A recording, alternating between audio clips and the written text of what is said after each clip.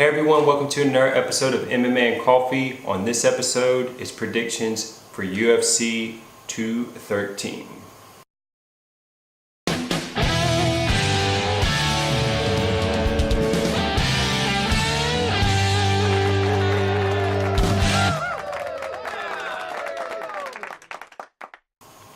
Alright, so we're just going to do the main card. Yeah, good fights on the other card too. This is a stacked card. This is a really good card. This is. Pretty much everyone on this main card could be a main event, at least for a TV card. Right? Okay. Yeah. So first fight, Anthony Pettis against Jim Miller. He's moving back to lightweight after that horrible performance. Yeah, I don't know. In featherweight against Max. Miller honestly has, I think, the right style to give Pettis problems, but neither one of these two guys have looked too hot lately. I think some of Pettis's is like maybe a mental thing or something, and I think Miller's is he's getting old. Right. I would say with Pettis, mental, but then also the fact that he has that aura of, for a while he had an aura of being invincible. It's gone. And now that people have seen him being beaten, they don't give him the same respect. They just walk him down. And what we found out is he kind of doesn't have any boxing. He's mostly just kicks. Yeah. So if you get on the inside where he can't kick you, you can outbox him. And he could finish Miller, which is what I think is going to happen. Honestly. Really? Yeah, I'm going to go, and I Miller's like tough. Miller. He is tough, but he has shown that he's finishable. And Cowboy's tough. You know, Pettis finished him, so. But this isn't the same Pettis. I get it. It is and it isn't. It's the same dude. He hasn't. His kick just hasn't looked good. I'll tell you what. Until I see Pettis win, I'm gonna just say he's gonna lose. I mean, he has won, just not his last fight. To me, he's in a rut mentally. I think he's in his own way. I do think him fighting in lightweights the right call. Yeah. The weight cut for featherweight apparently was too much. He didn't have a good performance at all. Same time, Miller's been bouncing around too, man. He went to welterweight, didn't he?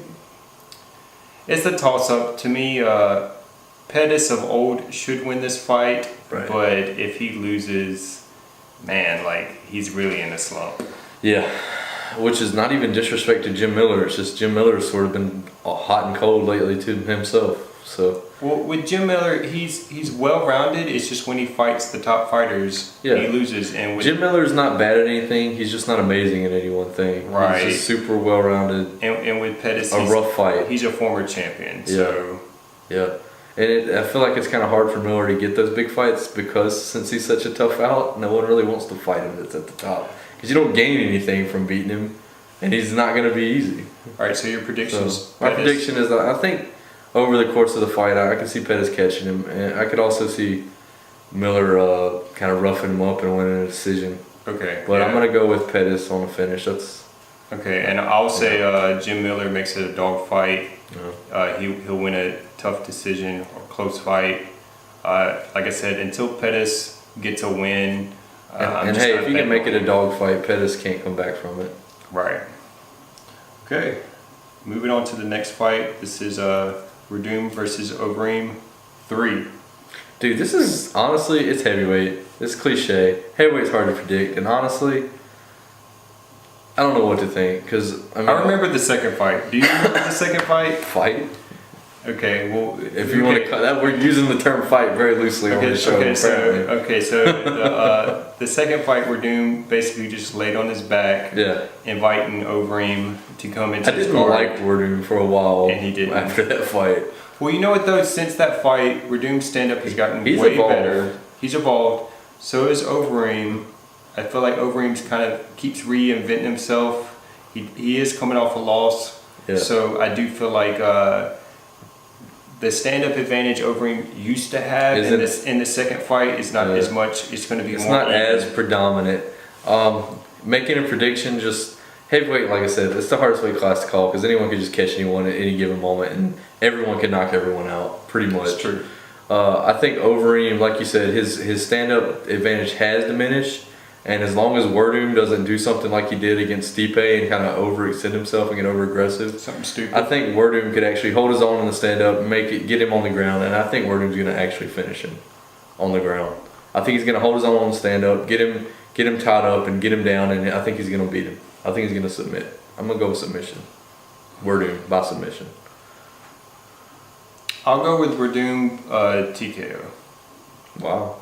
That could also easily happen if he got it hurt. Because I think if he hurts him, he just punches him and it's over. Yeah. I don't think he goes for submission.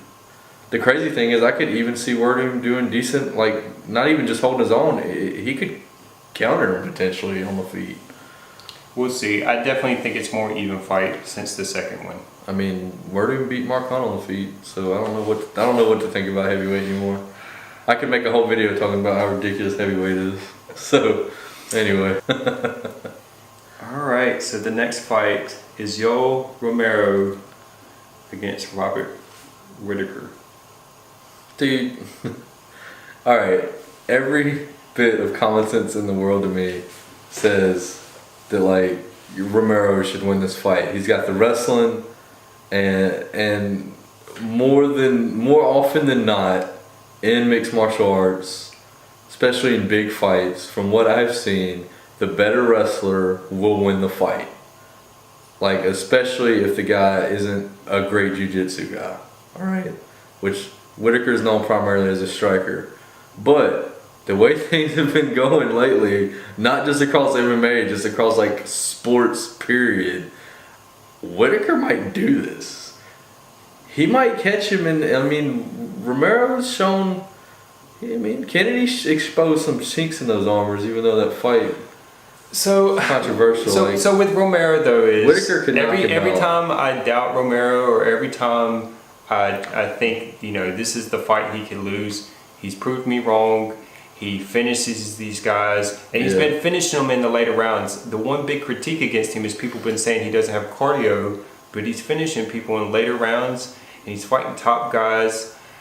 He's just kind of weird, right? You don't have cardio, but he's finishing people late. Right. He's so explosive. With me, like all it takes is one like just crazy moment, and the fight's over with him. Yeah. But the one advantage I think Robert has over him is he punches in high volume, and I do think he is more technical with his hands. He is, definitely. But Romero is so unpredictable.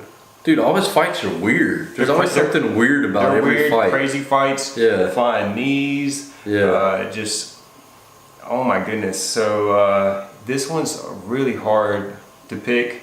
I know if Whittaker wins, Bisping's gonna be really happy. So I know Bisping's better style matchup for him, for Bisping's sure. rooting for Whittaker. And you know what? Whittaker just beat Jacare, so you know his confidence has to be going through the roof. At the same time, though, Jacare doesn't have the takedowns like Romero does. I feel like Romero could take him down, and if he takes him down, right. If he takes him down, I don't think Whittaker can get back up. That was kind of my point earlier, talking about the better wrestler and all that against a guy that doesn't really have great jiu-jitsu. You know what though? He did show good defense against Jacare. I was surprised, which was impressive. And once he defended, it was almost like Jacare like mentally shut down. He broke him. Like once he in his comfort zone didn't work. He is like, oh, I guess I'm standing. Whittaker is young and hungry. The one thing we haven't mentioned, speaking of that, was age. Romero could fall off at any point, honestly. I know he doesn't have like a whole lot of mileage on him, damage-wise and all that, but he's pushing 40. He reminds me of Daniel Cormier. He came into MMA late. Right. He has a wrestling or sambo. He has the grappling background, and he hasn't taken much damage. Yeah. Honestly, until Romero loses, I'm gonna go with him just because he's just a freak of nature. At the same time, though, man, if Whittaker pulls it off, man, like give that man a title shot. Man, screw it, Whittaker, first round knockout. Oh my God. First round knockout. The funny thing is, it could happen, man. If I was giving bet nines, I wouldn't say take that bet though. Right. Unless the payout's good and it's low risk. Yeah, if Whittaker wins though, he definitely has earned. Well, did they say this was a interim? This is an interim fight. So, lately younger guys have been knocking off older guys, minus the whole Bisping debacle. So at this weight class, it seems like older guys still win. Right. And you know what? The only time Whitaker lost, beat the only time he lost on feet was against Wonder Boy. Right. Which was a crazy kick he got caught by. Which, I mean, Wonder Boy's got some of the best stand-up in the game, period. He's just so unorthodox. Yeah. So, next fight? Yeah. All right, so I got Romero, you got Whitaker. To me, could go either way. Yeah. All right, main event, Nunes versus Valentina. The Bullet. This is their second fight, too. This is a rematch. You know what's weird about this? There's a lot of hype going around on Nunes, and I feel like because of who she's beaten, she's almost overhyped at this point. Like, everyone thought Ronda Rousey was invincible. Not everyone, I didn't. But, you know, like, and then when she lost, it was this big thing. And it's like, well, now Nunes is you know, beating her, and then, you know, beat Misha, and like, people are kind of starting to talk about her like she's unbeatable, and I'm just not buying it. Like, if Valentina wins this, I don't really even think it's that huge of an upset. I agree. I would say if you look at Nunes' last two performances, she beat Misha, who's a wrestler. Right. And she beat Ronda, who's a grappler. Yeah. And last fight got knocked out. Technically didn't deserve that title shot and was potentially mentally unstable. Well, they just made it because it was a big fight. I get it, but what I'm saying is I do question her last two wins. I'm not on the hype train. If we watched their first fight, Valentina took it on short notice. She pretty much, Nunes won the first two rounds. Talk about that a little bit. Okay, so Nunes won the first two rounds. Valentina kind of weathered the storm. And in the third round, Nunes was completely gassed out, and Valentina won that round, to me, on the ground. This is a 5-round fight. It's a 5-round fight. Right. And also, Valentina has had time to prepare for Nunes, and she's not the same fighter. So in the first fight, Nunes took her down. Well, we just seen Valentina submit, in my opinion, the best wrestler. I was impressed as hell. Yeah, so I didn't expect that at all. I wasn't expecting it at all either. So to me, she's completely evolved since their last fight. Yeah. And I just think she's the superior striker, unless Nunes just catches her with her wide punches, which I just think Valentina is too technical. I think she's too technical, and her ground game has improved leaps and bounds. Right. So I you know what? I would say Nunes would win maybe the first 2 rounds, but this is a 5-round fight. To me, it favors the way Valentina fights. To me, she fights like JJ. Yeah. Sort of. They have the similar backgrounds. Okay, they both did, what was it, kickboxing? Yeah. So the way they fight, 5-round fights, they do better because they do volume striking. They start slow, but over time, that volume picks up, and by the end, their opponents are tired and they just pick them apart. I mean, I think Valentina's going to do it, man. I think I do too, actually, and we've kind of been trying to go back and forth opposite here, but I can't. Late finish for Valentina. That's what I got here. Late TKO. That's what I'm thinking. 4th, like championship rounds. It depends. It depends on Nunes, because if Nunes paces herself, she could lose a decision. Where Valentina, because Valentina isn't high pace, she's just consistent. And she's very methodical in counter strikes. So her pace isn't too high, but I think a lot of that first fight was Nunes went for the finish. I think that's what she's going to do again, though. That's how the kind of fighter she is. She goes for it. Right. So I think she's going to go for it and not get it. Right. If she doesn't get it, I think she's going to be gassed. I think 3rd, 4th round finish Valentina. The only reason it would go to 5th is if Nunes doesn't empty her gas tank in the beginning trying to finish. We're both picking Valentina, so that's like something people aren't doing. That's kind of funny. We're in agreement on that. I think it happens. I've been really impressed with her, especially since the first Nunes fight. I was impressed, and then the Holly fight, and then her last fight. I get that she hasn't fought like big names or whatever, so maybe that's why no one's talking about her versus Nunes, who just fought Ronda, right? So if she blew up in the stratosphere, she's got the belt and beat Ronda. But like, it's really weird to me that people are talking about this in terms where they're like not even. So maybe I'll get proven wrong and she'll blow Valentina out of the water. But to me, it's a lot closer fight than people are giving it credit for. To me, I think Nunes is athletic and physical. Yeah. But Valentina is technical. Yeah. And that's going to be the difference. I'm looking forward to it. Yep, this is a really good card. Yep. All right, so that's what we thought. What do you think? Let us know in the comments below. See you next time.